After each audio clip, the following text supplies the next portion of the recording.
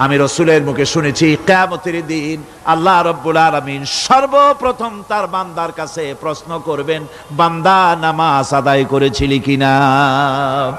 নামাজ সর্বপ্রথম প্রশ্ন। যেরকম সর্বপ্রথম প্রশ্নটা কি? নামাজ।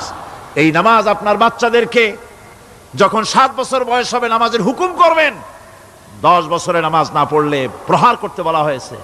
নামাজের জন্য কড়াকড়ি করতে হবে। পুরুষ নারী মেয়েদের মাসের ভিতরে কখনো কখনো তাদের যে সমস্ত মাসলা মাসাইল আছে সেই অনুযায়ী কখনো তাদের ক্ষমা আছে, বাকি তাদের নামাজ পড়তে হবে।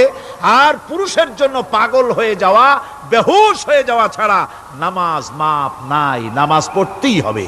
এই যে নামাজ না হলে ঈমান থাকবে না, ঈমান নষ্ট হবে, কিয়ামতে জাহান্নামে যাওয়া লাগবে।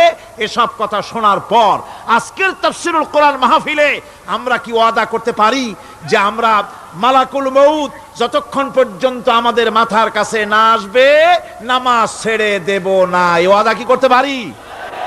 2 হাত উঁচু করুন, বলেন ইয়া আল্লাহ, আমি তোমার নামে শপথ করছি, যতদিন মালাকুল মউত আমার মাথার কাছে না আসতেছে ততদিন পর্যন্ত ফরজ নামাজ, ফরজ রোজা ছেড়ে দেব না।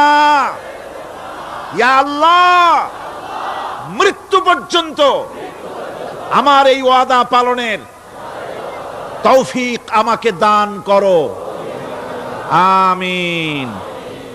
আল্লাহ পাক আমাদের এই ওয়াদা মঞ্জুর করুন, জোরে কোন আমিন।